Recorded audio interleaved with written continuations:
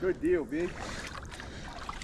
Welcome back to Outdoors, guys. Today I got a really cool story that I want to tell you guys about, and it's about taking somebody else fishing. You know, I think this bait can help you guys catch bass, and I think it's a bait that is so old in bass fishing. You know, it kind of gets forgotten about, and you know, even myself, like, it's not the first one that I would pick up. You know, especially pre-spawn and through the spring, I feel like you can pretty much catch bass on this bait year round. So I took my buddy fishing. Water temperature was probably in the low 40s. You know, when I stuck my hand in there to unhook the bass, it was pretty freezing. It was around noon time. Something about that time between 10 and 2, I've always had, you know, the most luck with catching my biggest bass in that time frame. Whenever a big bass is caught, I really try to pay attention to the details, especially, you know, if it's in a time of year that I don't normally fish, or if it's on a bait that I don't usually pick up. And that's, you know, the main reason I want to do this video, you know, to share all the details with you guys to help you out.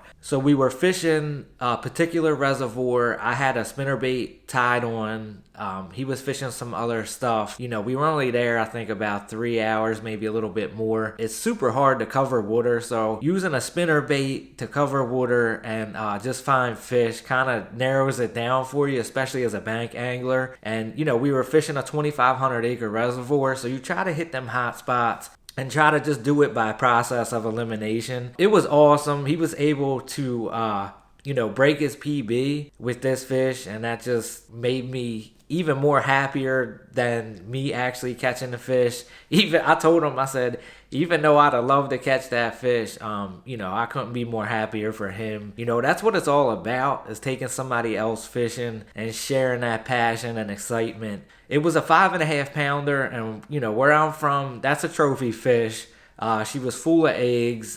We took good care of her and got her right back, took some pictures, and, you know, put her on a scale. But we were kind of up on, like, not a steep bank, but we were up a lot higher than, you know, where the water was, just because of the way, you know, the terrain was. There was a little bit of stains of the water. It's usually clear in that reservoir, but some spots, you know, depending on weather, wind, and all that stuff. But there was a laydown straight ahead of us, pretty big laydown, and it kind of split off. And, you know, I was to the right of it. I took a couple casts, and then he was kind of right on the laydown. I think he took a couple casts too, but, you know, I'm going to roll in some footage of the bass. I didn't have my GoPro on, so I will show you the bass though. Unfortunately, I turned it off as soon as I didn't get a bite, and I started walking towards him. And as soon as I looked down, you know, with my sunglasses, you could see that laydown, and I told him, I was like, man, that looks good. You know what I mean? And a split second later, you see this huge bass just shoot out from underneath of that thing and annihilate his spinnerbait.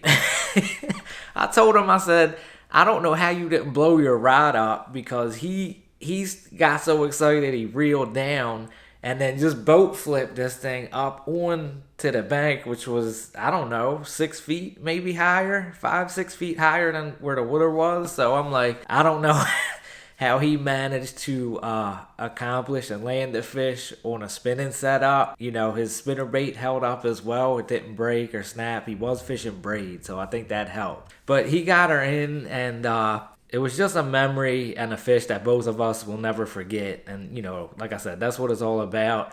But I just wanted to share that. So if you're not throwing a spinnerbait in the pre-spawn, definitely tie that on and give it a try. Like I said, it's probably not the funnest bait to fish. You know what I'm saying? It wasn't for me. Like, I'd rather throw a bigger swim bait, like a 6-inch soft swim bait.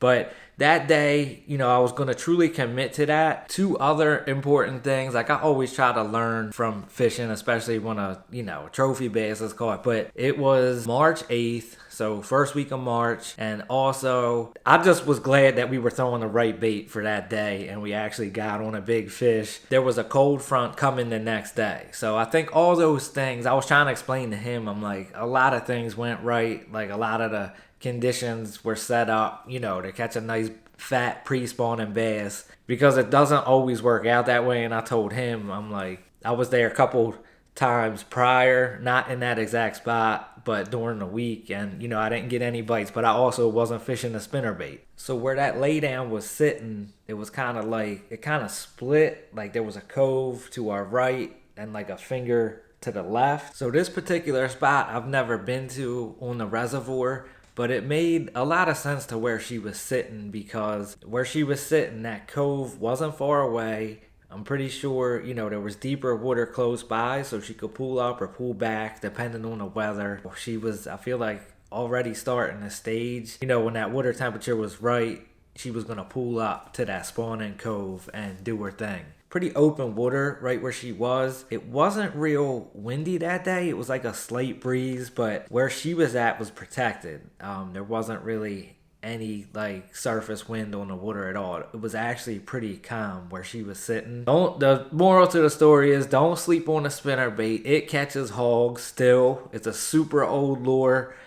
He was just fishing. It was like a chartreuse and white. I don't know what brand. It was hilarious though. He had like, I think it had like one gold Colorado blade and one silver willow leaf blade. But I'm glad he actually tied that on, because he was fishing like a jig and a Senko before that. And I think he kind of just did what I was doing. And I'm super glad that was the right bait. I told him, I said, well, we know we're throwing the right bait. So it's just a matter of being around fish on foot on a big body of water, and it takes a particular mindset to do that. I'm just glad the time that I put in prior paid off. And, you know, I could have been around fish too with the bigger swim bait, and they just didn't want it yet. So, you know, we're getting around that time too. You know, covered the conditions, water clarity, time of year, time of day. Drop a comment down below, guys. Definitely let me know if you've ever taken your friend to your spot and got outfished. He actually broke my PB. I think my PB there's around 5, and this thing was 5.5.